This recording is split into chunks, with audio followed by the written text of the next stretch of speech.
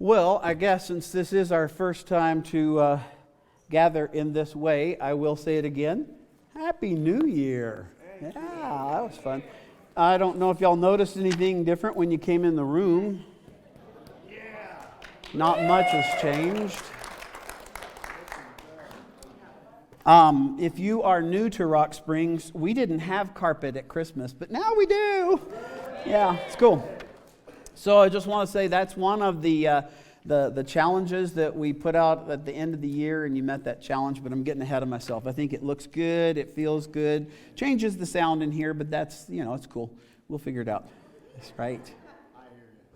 But Happy New Year to you. If you didn't get a chance to check out the message that I recorded for you that was available on January 1st, I really encourage you to do that, because a lot of what I'm going to say today bounces off of that, and that is, I believe God did something awesome in our lives, in our families, in our groups, and certainly in this family that we call Rock Springs Church family. Did a lot of amazing things in all of us in 22. It was a tough year in so many ways, but God was good. Life is tough, but God is good. So here's what I wanted to do, because I didn't want to devote the whole time to this particular thing.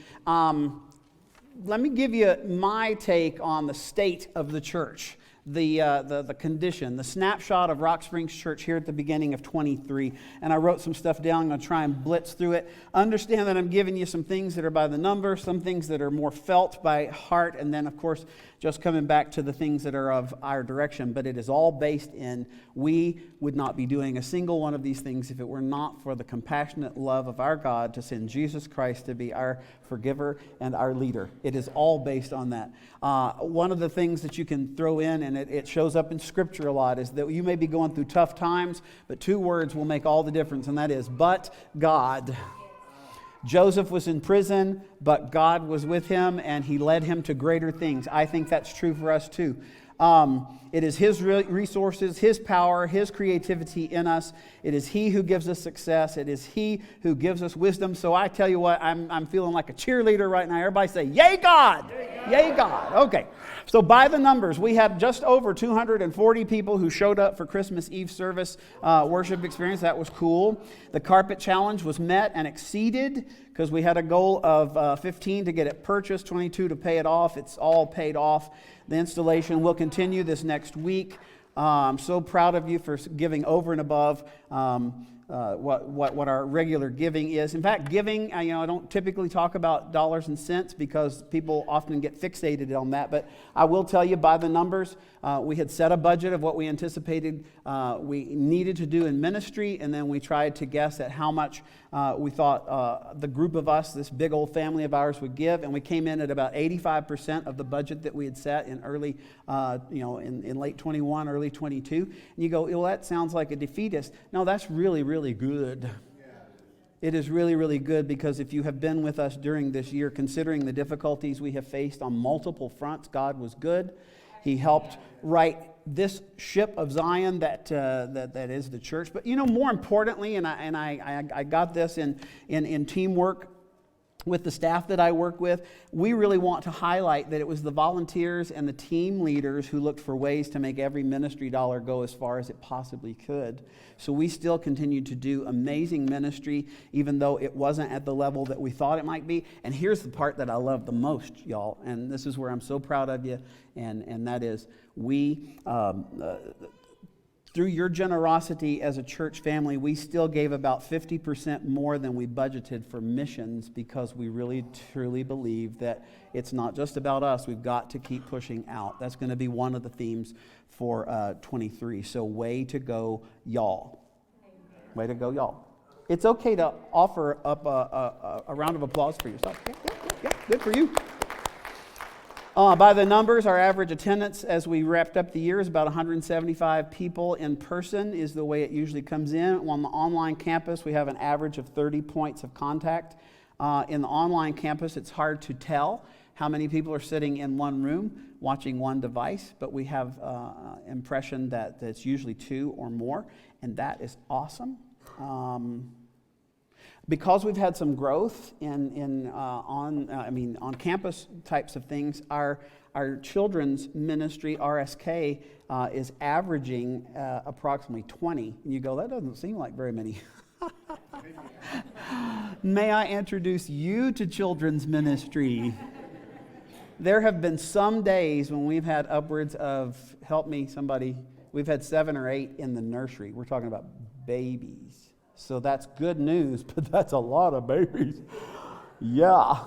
And then it's just awesome. It's so awesome to see how teams have stepped up. In fact, we've had 3 serving summits. There are approximately 15 serving teams. But more importantly, we have a church of the numbers I told you, but we have over 90 people who serve on a regular basis. In my church world and pastor world, those numbers are outstanding, and to which I say, yay God and go Rock Springs. That's what I say. So we have more than 30 people who work their way through Class 1, Class 2, and Class 3, and we baptized several. That was an awesome day. I look forward to doing that again this year. That's by the numbers. But what about by heart? What about the things that are more caught than taught? Here's what I would say. So many things, and there is no way on earth I could touch on everything that you have done or the ways that you have surrendered to God. And beyond that, there are some things that you did because you wanted to and you didn't want anyone to know. You just wanted to do it for the sake of the kingdom, and I applaud you. But there are so many things. So if I don't touch on this, just chalk it up to the fact I'm almost 62 years old, I think. Yeah, okay. One of the main ones, and I'm so glad that they're tuning in, and I knew this from our pre-service thing, you guys have stepped up in so many ways, and you've taken care of our brother and sister, Robert and Tanya Fish, and I am so proud of what you are doing. They're coming home, Lord willing, this week, and we can hardly wait to see them. There are just so many random things, but it was fresh on my mind. People, whenever it snowed, people showed up and plowed without being asked. There are people stepping up, speaking up so that they could restart Rock Springs Women. We had such a fantastic thing that happened in December. Guys, we have an opportunity, Rock Springs Men. It's coming up this Saturday.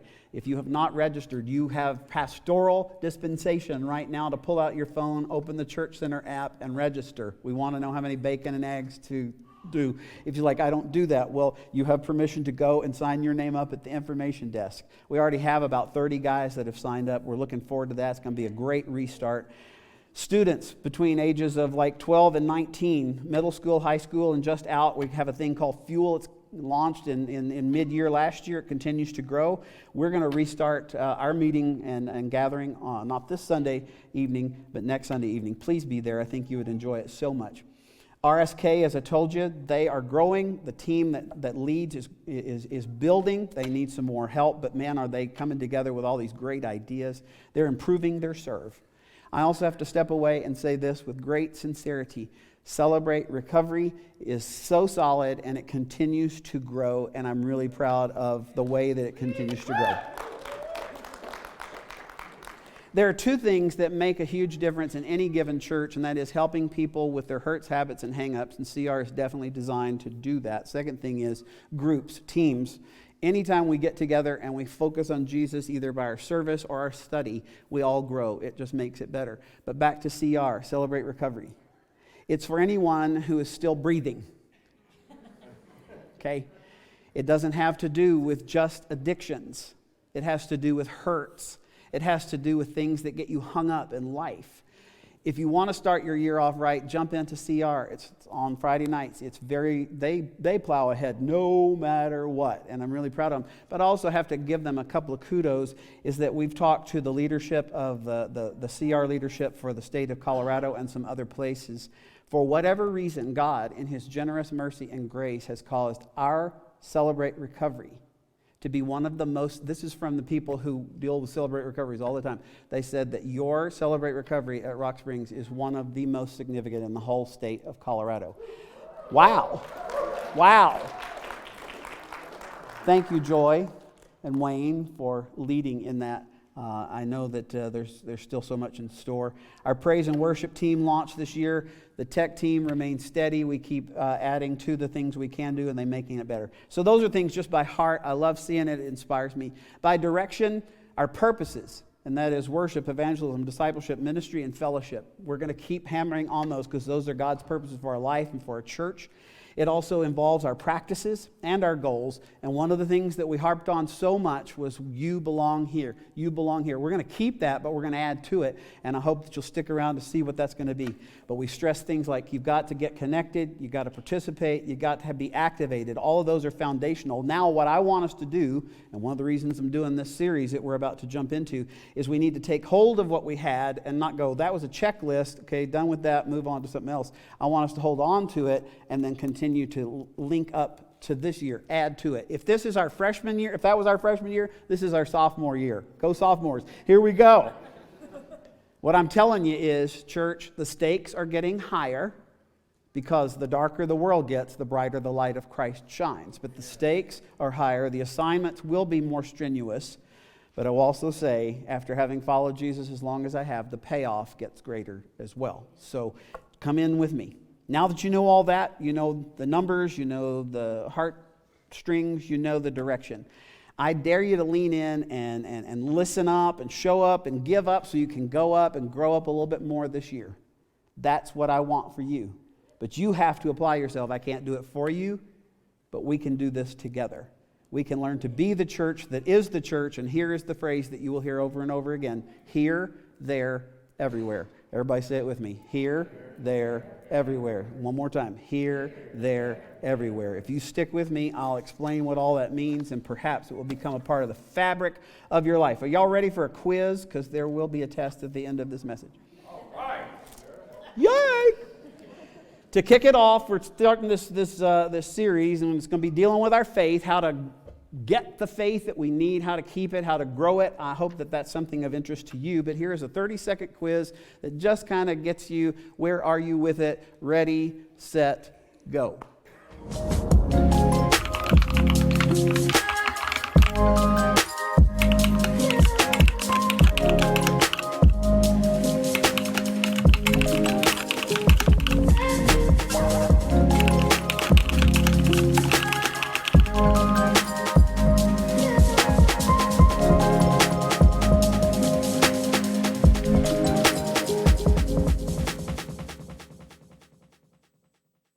On the spot. Which one are you? You keeping the faith? You losing the faith? Looking for the faith? That word faith is going to be something we deal with and wrestle with, but especially at the start of a series like this, in which we are trying to unpack these big ideas and then where are we going to go with it. This is not going to be linear. It's going to be like we're sitting in the middle of a puzzle and we're going to pull all the pieces together, so I hope you're with me. You need to be thinking, where is my faith? Is it strong and steady? Boy, I wish I had more. Heck, I've never even had any faith. You've got to figure out where you are. But I will also say, there's something I think that unites us. Have you ever met anyone that has outstanding faith? This is yes, this is no. Okay. I want you to think of some of those people, because when I think of them, and I've been so privileged, God has blessed so much, and I just didn't realize. I got to hang out with people with remarkable faith in my childhood. My granddad, I look back and see the faith of my dad. I'm not going to name any names of people who are close up, because then it feels like I'm playing favorites. But I look around our church family and I see people who just have outstanding, resilient faith. But you know what I'm talking about. And maybe that person that you're thinking of, it's that kind of like never-ending confidence in God. It doesn't matter whether today is up, down, in between. It doesn't matter whether life is sideways or it is streamlined. Nothing shakes them. Are you with me? You got anybody in mind that's like that? If you don't, you need to hang out at Rock Springs just a little bit more, because those people exist right around here. Because regardless of what life throws at them, they are still going to trust God, because their faith is confident. They are confident that God is in control no matter what the circumstances may be. Now, I don't know for sure about you, but I think I know you well enough to know when you see people like that, you go, I got to get me some of that. Right? It inspires. There's just nothing, there's no way around it, especially if you get to know people who you realize after a while, it's like they're not faking it. They're actually really living life this way. And you go, how do they do that? I don't know if you've ever had this happen, but it's like these are the kind of people that whenever tragedy or trauma strikes them, you go over to see them, and your intent, because God has moved your heart, is to go and encourage them. And after about 20 minutes, you go, I think I'm the one who's encouraged. You go, what you are responding to, what you're going through, does not match what I see in everyday life. You are extraordinary. They will tell you, God knows what I'm going through, and God cares what I'm going through. And I am praying that He will intervene, but sometimes He intervenes, sometimes He doesn't. But they will tell you the circumstances may change, and they most certainly will. But God never does. He is faithful. He is true. He can be trusted no matter what. And you go, wow, I really needed that. And then you leave and you go, you get me? Okay. What I need you to understand, and what I need you to put your thinking cap on with me as we try to unpack this, is that the word faith is just a really tricky word. Because if you think about it, those people that you are inspired by, they don't have amazing beliefs. It's not like a set of things that they are a checklist of beliefs, but they do have amazing faith. Amazing faith. I don't know. We don't have songs about that. And yet we know that we see people who have amazing faith. And you realize this is so authentic. It is not fake. It is real world. It is vigorous. It is ever present. It is resilient. It's not an add-on. It's not like, well, they do all this other stuff and then they tack on a Christian smile of some sort. It's like, it's going to be great. No. It's so soul level. And it's not because of their beliefs. It's because of their faith. It's like their confidence in God has grit. It's got traction. Makes you wonder, where do they get that? Where is the dispenser for that one? How did they come to be that? And like I said, how do I get some? The point of this series is wrapped up in that. How does this happen? How can we put ourselves in a place to where that happens inside of us? Because it's not just a set of things to do. But it is these things. There's a ton of them, and I'll talk about them as the series goes on. But if you want something like this, if you once had something like this, but you want it back, or if you're wondering, like, you know what, I just need a boost. I've got a good, solid foundation of faith and trust in God, but I need a boost. Then come, tune in. Join us for this series. Do whatever it takes. You make the commitment to say, I will not miss a single episode or installment of this. Because I would say to you, because I love you and I want us to be flying high with Christ, and that is, I would say God wants you to have amazing faith. It is not reserved for just a select few. It is for all of us. He wants you to have amazing faith. And you know what? That word amazing is amazing. Because it's a word that shows up in all kinds of languages, and that's what gets us into, let's deal with what Jesus had to say about this. There are 4 documents that were written by eyewitnesses or friends of eyewitnesses of Jesus whenever he was here on earth. Can you help name them with me? Really? Matthew, Mark, Luke, John. You should go there.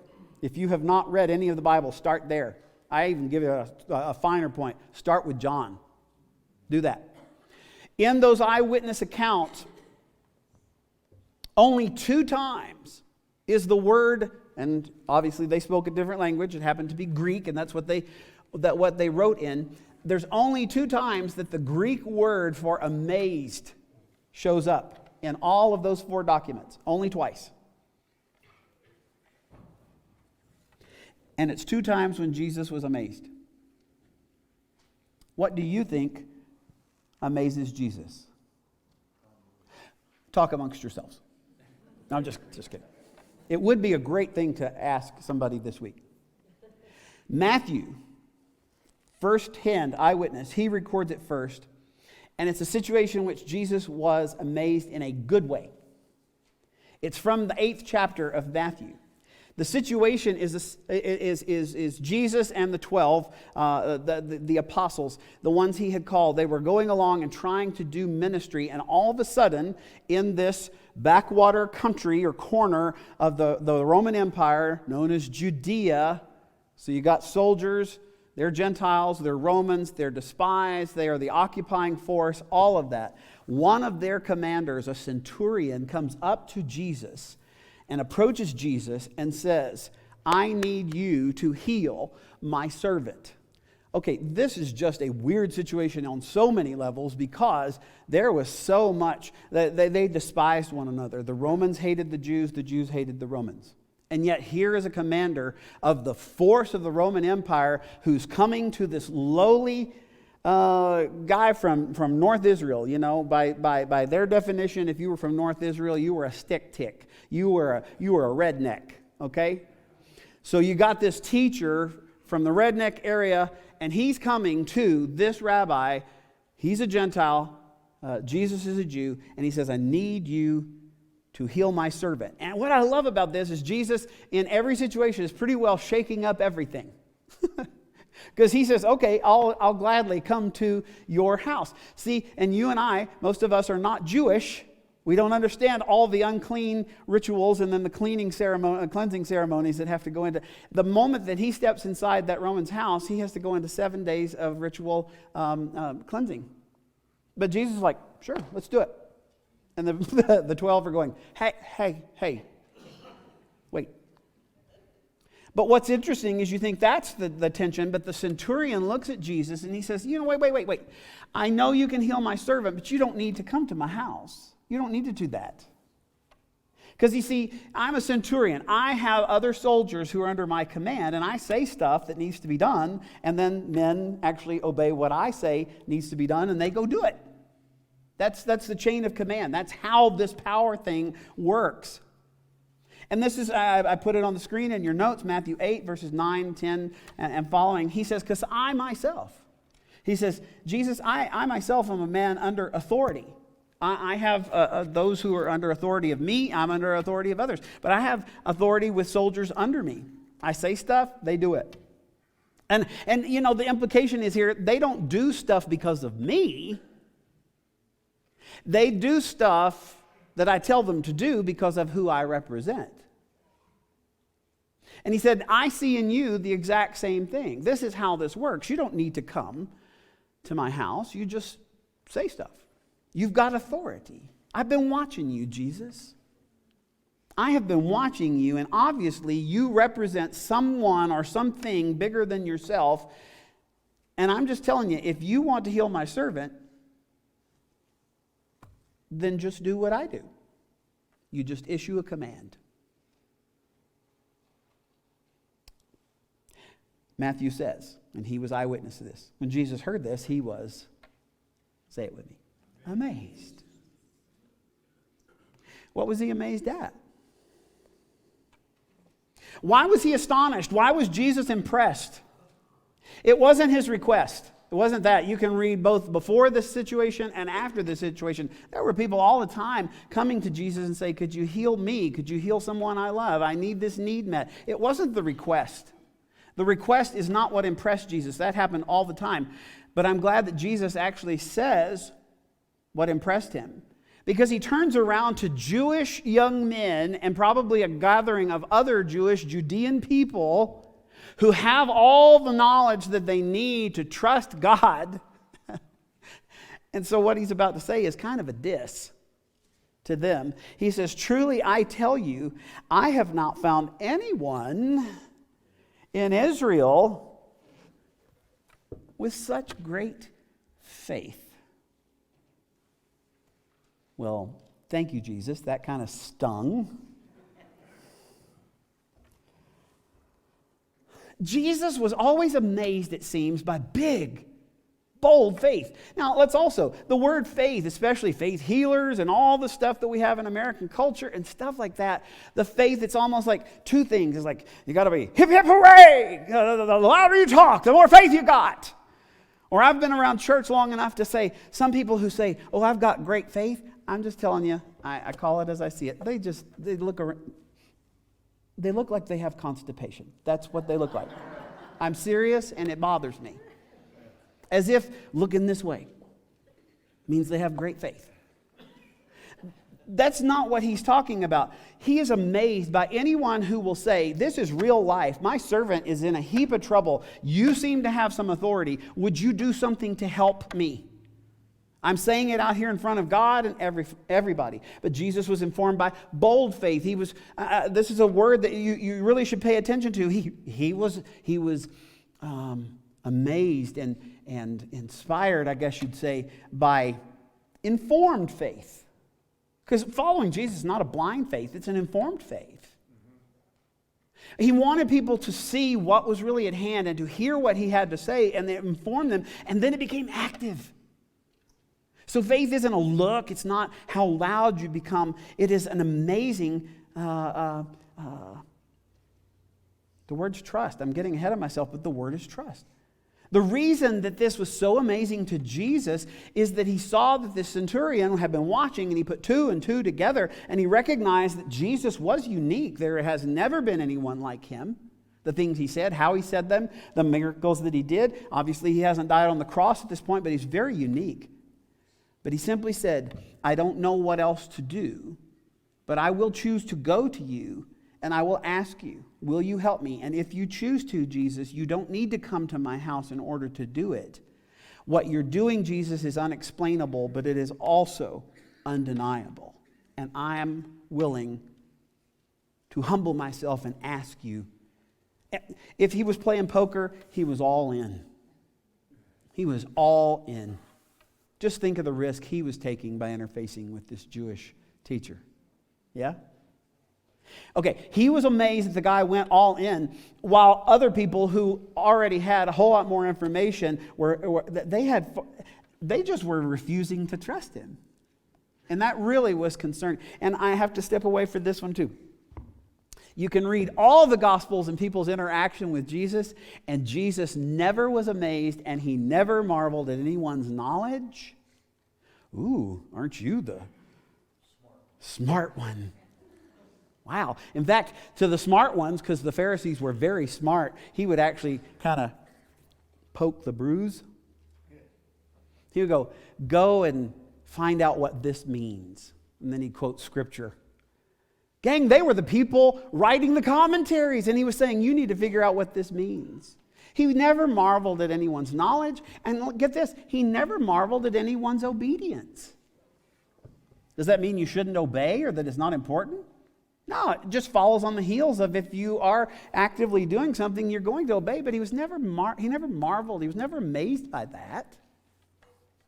But he was truly amazed by anybody with extraordinary faith who lived it out in front of God and everybody. Now, there's a second one. There's a second one. And the second time Jesus was amazed is recorded by Mark. John Mark was his name. And this is in chapter 6 of his gospel. And it happened when Jesus, like I said, grew up in the north part of Israel. He happened to be paying a visit back to his hometown and his boyhood home. And while he was there, he did some outstanding teaching, and he did some miracles, and people were going, ooh, awesome. And they'd also go, hometown hero, yay, good for Jesus. He grew up around here. We knew him whenever he was a snotty-nosed boy. That's great. And then Mark records for us that here at the beginning of chapter 6, a little bit of hometown jealousy creeps in. And isn't it fun growing up in a small town? Because everybody knows you, and one day you're a hero, and the next day you're a zero. Yeah, okay. Jesus understands your pain.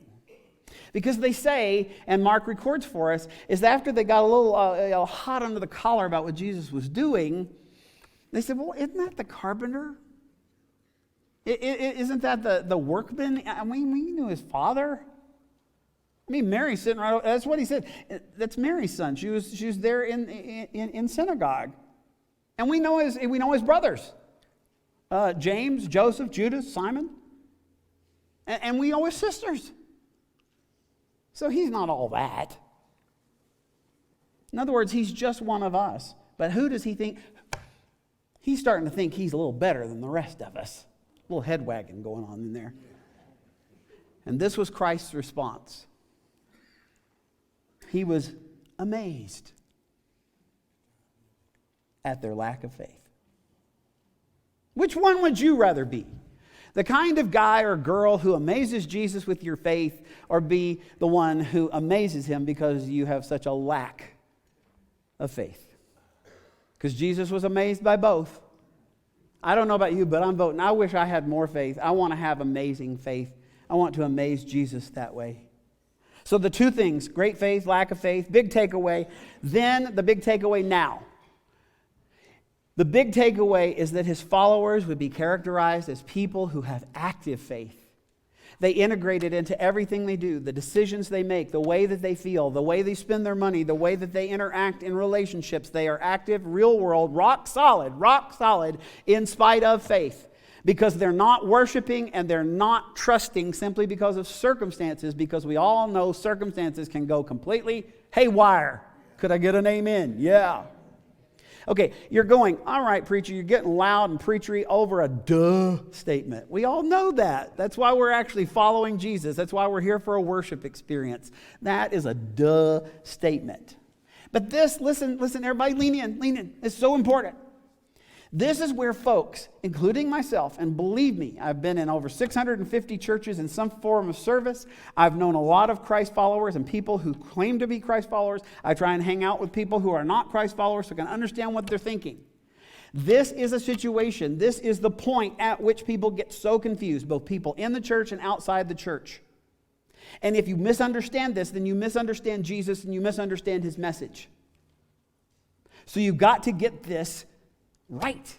So stick with me and let's untangle this so that we can learn, so that we can grow, so that we can fuel our faith, because the Lord knows the world is definitely running on empty when it comes to faith in Jesus Christ. But I want us to make it for the long haul.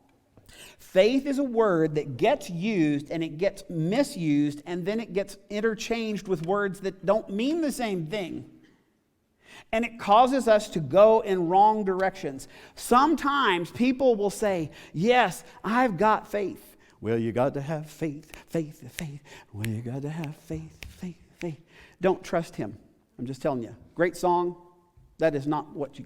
That's not faith. Some people say, well, faith is hope. Nope, it's not the same thing. Well, it's optimism. Oh, I just have so much faith. No, it's not optimism.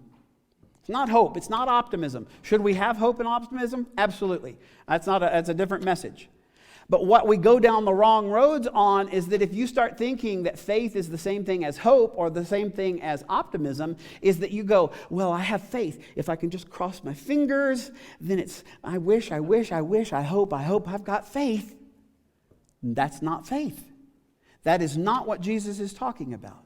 And looking on the bright side is always a good thing to do, but having faith doesn't mean, oh, I'm just going to look on the bright side and everything's going to work out. Trust Jesus and then your life is just going to be a bed of roses. Who could testify to that?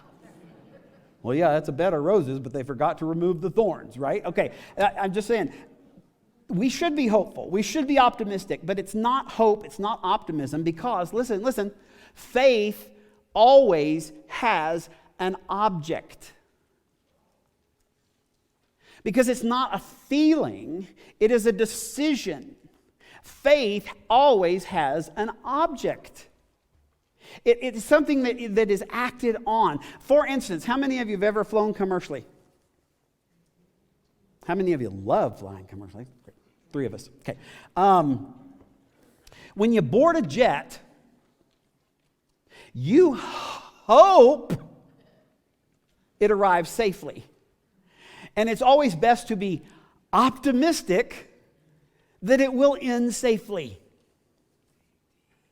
But let me just tell you, your hope and your optimism do not keep that jet up in the air.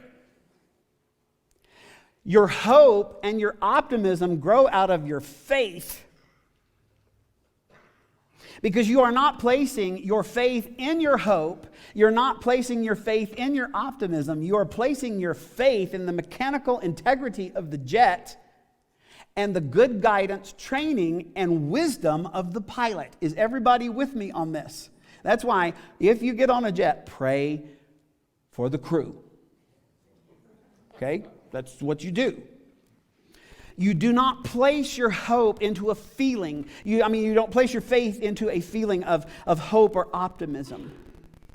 The integrity of the jet, the reliability of the pilot, those are the objects of your faith.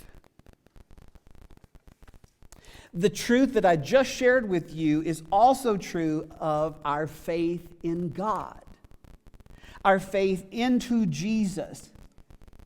Because listen, the object of our faith can never be a problem-free situation or circumstance. It cannot be, because your circumstances are always going to go sideways at some point. Y'all are looking at me like a calf looking at a new gate, and I don't know where we are with this, okay? I'm saying, do not change faith into some sort of magical spiritual power. You don't say, I have faith. These are not the droids you're looking for. That's not it. You do not say, I have faith in effortless living because I've come to Jesus. Folks, we don't earn our salvation, but we still have to work hard at working out our salvation because it's a spiritual body. We have spiritual muscles. Muscles only get better when you use them. It's not effortless. It's not any of those. The object of your faith in following Jesus Christ, the object of your faith is not a particular outcome. That's trying to turn Jesus into, rub the magic Bible, poof, out springs Jesus the genie, and you get answers to your 3 prayers. The object of your faith is not ever based in an outcome. And this is where it gets very deep theologically. People say, sometimes, David, I don't think you preach very deep. Well, stick with me here, man. Faith isn't thinking or feeling that everything's going to be fine, and then just because you have faith, it's all going to work out. Never has been. Jesus never said it would be. That is hope, and that is optimism. And I bet that centurion had both hope and optimism. But what amazed Jesus about him was not his hope and optimism. What amazed Jesus was, here is a guy who has absolutely no logical reason, and he is trusting me. Because this is the third part of this statement that I want you to understand. Jesus established himself as the object of our faith. Not his teaching, not his miracles. Him. Jesus himself. And he invited every one of his followers then and now. And what he says to them, trust in me. Not in my teaching. And go, ooh, that was wonderful. Wow, you told that story and it's fast. I have no idea what you just said, but it was fascinating. He didn't say, trust in my ability to do amazing things that we would call miracles. You go, wow. No, he said, trust in me. Put your trust into me. On the night of his arrest, for instance, Christ, you can read about this in John, and it's in John chapter 13, 14, 15, all through there. Jesus, it says so much to them because he only has so little time. But it's a very long, if you look at what they respond, it disturbs them. It causes them great anxiety. He has this long, disturbing, confusing conversation with the 12. And toward the end of his time of being able to talk to them, and they're getting closer to a situation in which he's going to be taken away from them, he tells them, because he sees that they're anxious, and he says to them, don't be anxious. I didn't tell you any of these things to make you worry. He says, don't, watch this. We've said it so many times that we miss what he's actually saying because it is so mind-blowing, so heart-exploding.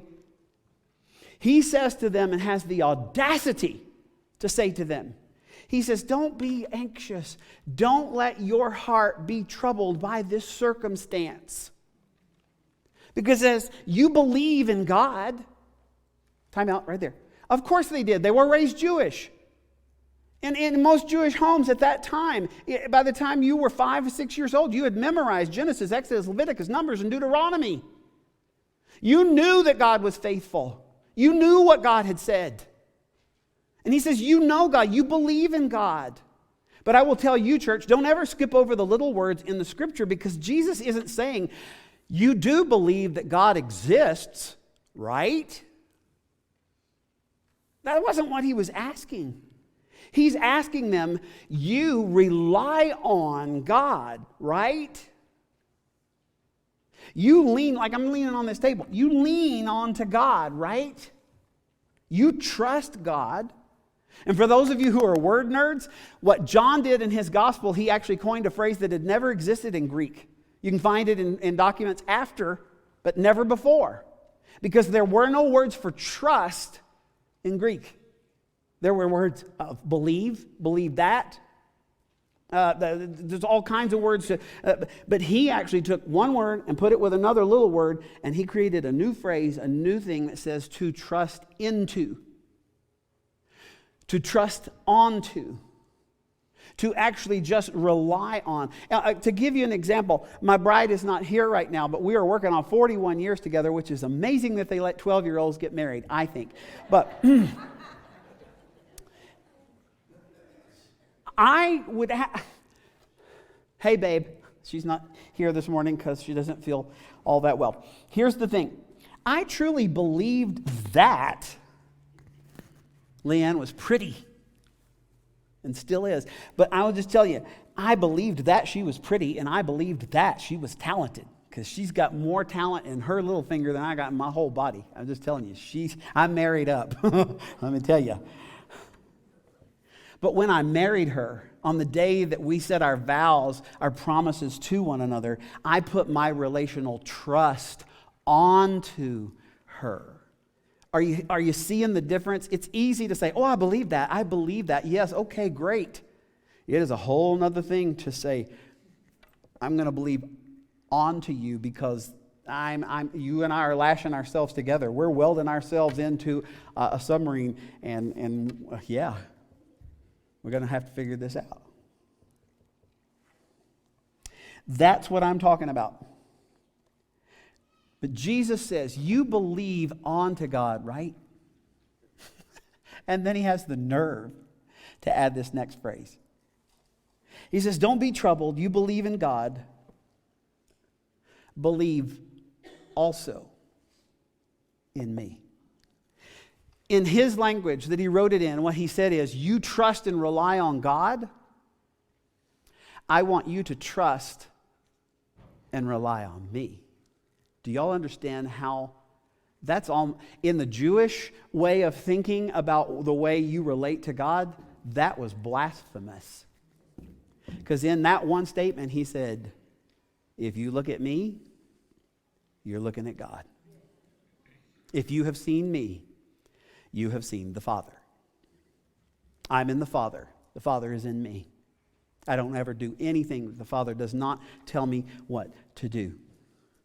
His point was, trust me like you trust God. Because see, this isn't even my notes. If Jesus was who he says he is, those are outlandish things to say. So you wind up, he's either lying to us, he's crazy out of his mind, or he's telling us the truth and he can back it up. I'm saying without flinching, Jesus Christ established himself as the object of their faith. He is standing right here now. He's saying, I need to be the object of your faith. And this wasn't the first time that Jesus ever claimed such a thing, but every time he did, he always said, I am the object of your faith. I'm not trying to inspire you. I'm trying to get you to trust me. He made it clear the reason he was doing that, and I have it on the screen, and that is Jesus came to show us what God is like. He said so himself.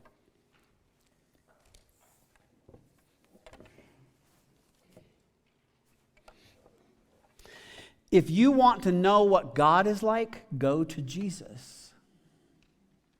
See, I've had tons of conversations, and maybe you have too. It's like, well, I like to think of God as this. And then somebody else takes another swig of coffee and go, well, I like to think of God as this. It's like, that's just weird conversation, because it really doesn't make a hill of beans worth of difference what you think God is like. It does make a difference to your life, but your opinion about God does not change his character. Jesus said, I'm here to tell you, not to inspire you about God. I'm actually to show you. I want to be the clearest picture of the true nature of the Father in heaven. Because just like us, those guys then and girls then had a lot of assumptions about what God is like. In fact, they had a tremendous religious order. Judaism is a tremendous religious order. If you want a thorough job of religion, that's the way you go. But have you ever played telephone? Get in a circle, somebody whispers, and it's one statement, and by the time it goes through 12 people, it's like, that is not at all. Well, there had been a lot of telephone being played because people were having all these opinions. And like most assumptions, most of their assumptions were wrong, even though they were supposed to be the keepers of the flame. And yet Jesus steps into this. He was so clear that sometimes his clarity was offensive, especially to the people who considered themselves to be God experts. Like I said, go and find out what this means. Well, I'll have you know I know what that means. Whenever Jesus says, you have heard it said, he's saying, you've played telephone before, right? You've heard it said. Then he would add on, but I say, well, that ticked them off. Who are you to insert your opinion? Jesus would say, you want to know what God is like? Watch me. Listen to me. Pay attention to me. Follow me. That was very offensive. But that is why he came. That's what he said. I came to show people what God is like. So if you're asking, what is God like? If you have a copy of one of these, both electronic or in print, I'm just telling you, do not start with Genesis. Do not start with Genesis. Good information. We need all that. You need to start with either Matthew, Mark, Luke, or John, or all of them. Follow Jesus. Find out what he said. I want you to know what God is like, so you need to go and find what Jesus said. Let me give you 3 quick examples. There's this one situation in John 9 you can watch for yourself, or see it for yourself. There was this man who was born blind, which set in motion a theological discussion with the 12. And they asked Jesus because of the assumption, you've heard it said, telephone, all the things that they had been taught. The reason this man was born blind is because either he sinned in the womb or it was because his parents sinned. Because that's what God is like. That was their assumption. God punishes people for their sin by afflicting them with illness. Some of you still believe that. And Jesus said straight up, that's not how God works. That is not what God is like. There was another time he was teaching, mostly people who were from Judea, people who were supposed to be part of the 12 tribes. He said, you ought to love your neighbor. And one guy has the audacity to speak up and say, well, which one of my people am I supposed to love? I mean, who really is my neighbor? Because some of those other guys and girls from some of the other tribes, well, we just don't talk about them. I'm not supposed to love them, am I? Because, the game of telephone, the assumption you've heard it said is like, well, we hate Gentiles, we hate dogs, we hate women, we certainly hate the Romans, and then there's those half-breeds that live up the country, the Samaritans, we don't like them, and then there's just some Judeans that we don't like. So do I have to call them my neighbors? Because from what I heard, this is playing telephone, this is the way it was interpreted, is that God has favorites. Me, for instance.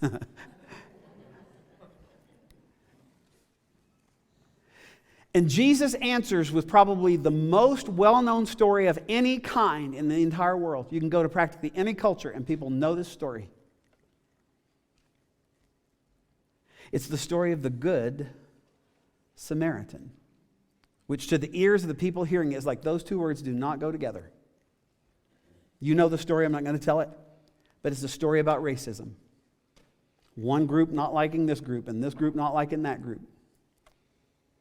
But he said this story in order to show to people this is what God is like, and God does not have favorites. And that's when he redefined your neighbor. Your neighbor is anyone who has a need that you can meet. Anyone. Whether you agree with them, whether they vote like you, any of these things. He says not, then he says in Matthew 5, he says, you've heard it said, love your neighbor and hate your enemy. And they're like, yeah. That's the way it is. I mean, we've heard that because that's the way it works. I mean, because really, what's the alternative?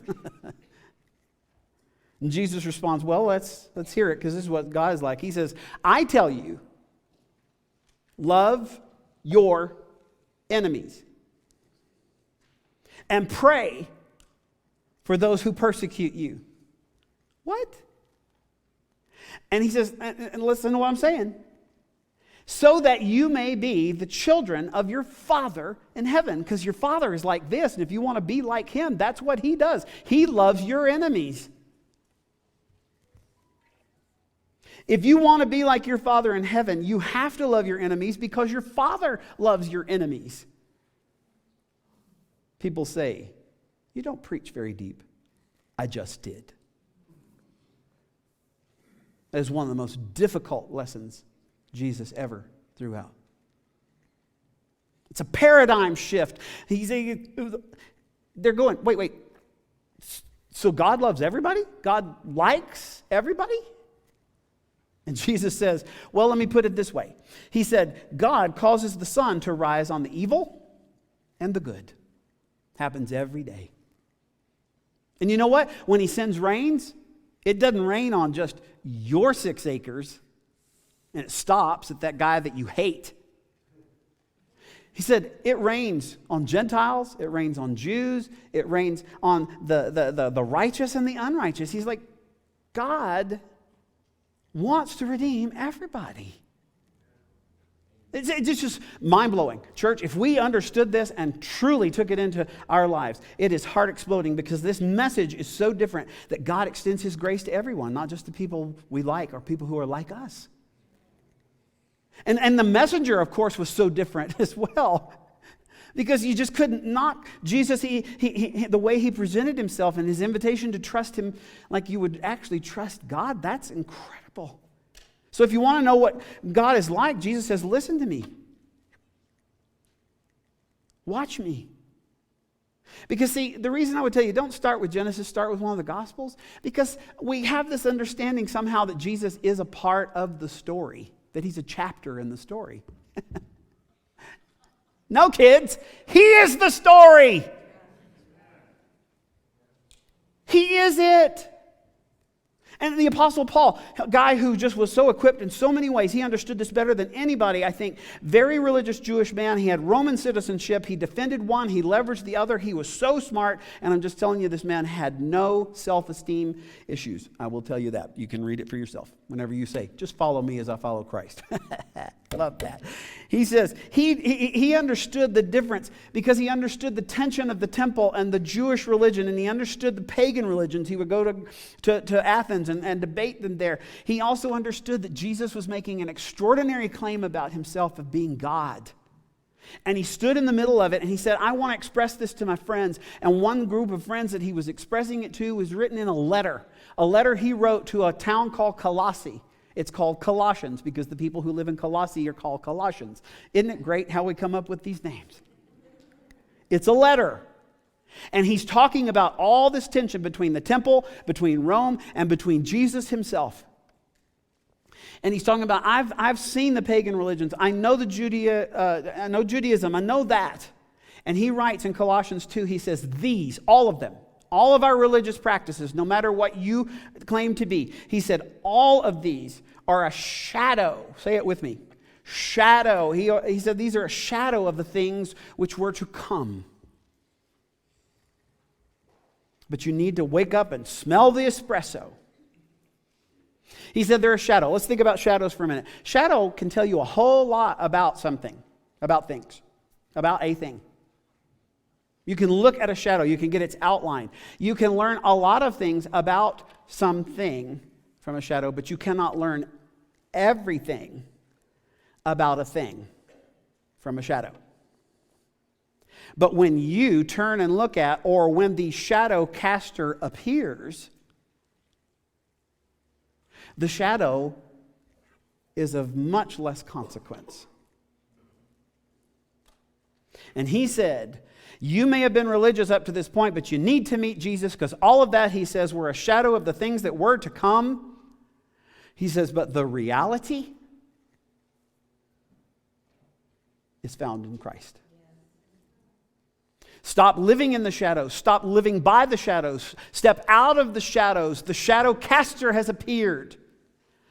That's why I say the Old Testament has so much to teach us, but stop living in the Old Testament. Jesus is the New Testament of God. He is the shadow caster. It's not because the things that came before were incorrect.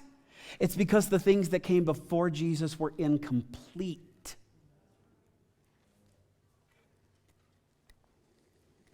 Paul says Jesus is the shadow caster. Step out of the shadows. He said, boys, y'all have grown up in the shadows. I grew up in the shadows. We, here in the 21st century, we grew up in the shadows. But he said, you need to see Jesus and understand that you need to fall in love with the shadow caster. That is why Jesus took so much time telling stories to try and get people to understand this is what God is like. He had a lot of splaining to do. It's a reason why we have so many questions, so much unlearning to do, because all of us at some point were raised in the shadows. But it's also why we have to keep looking at the shadow caster, because Jesus is the shadow caster. Jesus is the shadow caster. I put it on the screen. Jesus was the perfect representation of God the Father. He wasn't just a good man. He wasn't just a prophet. He was God in the flesh. He said, if you want to know who God is and what he is like, don't look past me and don't stop short of me. Because he's saying everything that came before me was a sign pointing to me so that I could point you to the Father. Not so that you can know more about God, but so that you could have a relationship with God. Because listen, we say it around here all the time. Relationships are where it's at. Relationships are where it's at. That's true. That is absolutely true. Good relationship with God, good relationship with one another. But I'm taking all the pieces. I've set aside a piece over here about a word and about faith and about who could you say is an inspiration. I'm trying to draw them all together. Look at me, church. What is the currency of relationship? How do relationships work? It comes down to one word: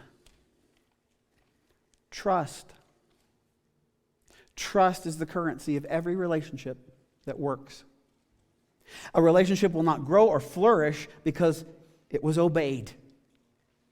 A relationship does not grow and flourish out of fear. If I don't do this, then something bad's going to happen. Relationships always grow and flourish because of trust. And Jesus Christ earned our trust by doing what he said he would do and by being who he said he was. So if you put all these pieces that I've thrown out for us so that we can do this series together, you can take one of the most beloved passages of Scripture and say, God so loved the world, and he so loved and wanted and desired a relationship with the people in that broken world that, watch this, this is the sum and substance of what I've told you all in this message. God revealed himself through Jesus the Christ. And that statement is incomplete too, because you need to see that because it's hard to have a relationship with a spirit. Spirit became flesh and dwelt among us, moved into our neighborhood. And because trust is the currency of an authentic relationship, yes, God revealed himself through Jesus, but Jesus then invited people to trust onto him. This is crucial. This is crucial for us to grow. He said, if you see me, you've seen the Father. The Father and I are one. Trust him, trust me. Now, back to those people that I ask you, do you have people in your life that you go, man, they are the cat's pajamas when it comes to faith? You know what I've found after being a Christ follower for over 50 years? Is that there are things that show up in people's life that I admire. People who have rock solid faith, you know what they do? What I just told you. They realize that Jesus is who he says he is and that he will do exactly what he said he will do. And they have followed Jesus and they continue to learn about him and they find him to be trustworthy day in and day out, no matter what the circumstances are. And so they lean on to, they give their faith to Jesus, and God's faithfulness then re-energizes and refuels their faith. Whoa. I'll ask you again. Wouldn't you agree that when you see people who have amazing faith, that you want that kind of faith? I do. And I want us to be a people who do, a group, a family. So if you've been wondering how you get that, or how you get it back, or you just need to refuel it, this is the question of the hour. So we're not ending the message with a prayer. We're ending it with a question, a challenge, a dare. And that is, can we answer this question? So, what fuels the growth of rock-solid faith and trust in Jesus? Because now that we understand what it means to actually lean on to him and not just have warm, fuzzy feelings, but to have active, rock-solid, real-life faith, what fuels that? And then in the next 5 weeks, and I'm looking at my singers. We felt like we were kind of like Tony, Orlando, and Dawn while we were practicing. Yeah. Y'all come on up. During these next 5 weeks, if you can't be here, tune in. If you can be here and you can tune in, just don't miss it. I want to show you. There are a ton of things I think that actually do build this kind of faith. But there are 5 that I've noticed that show up in people's lives, people who have amazing faith. It seems like these 5 are the most crucial. And I'm also trying to tell you, this isn't a to-do list. It's not that. There are things that we will do as a result of this, I'm sure. What I'm talking about is I want to show you 5 environments, 5, what word did I write down here?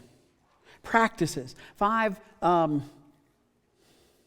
catalysts. It just fires things up. And they come straight from the teaching of Jesus Christ. They come from his life. And if you're a teenager and you have your need of faith in your teenage years, and Lord knows you do, it will be active and it will look a certain way in that era of your life. And it will look differently whenever you're in your married, you need marriage, when you're binding a life, or you bring another life into the world, or you go through sickness. This faith stays true, and these practices, these environments, these catalysts, they intersect with our lives in every season, and I think they will reinforce your faith, and I think that you will be a different person by the time this is over.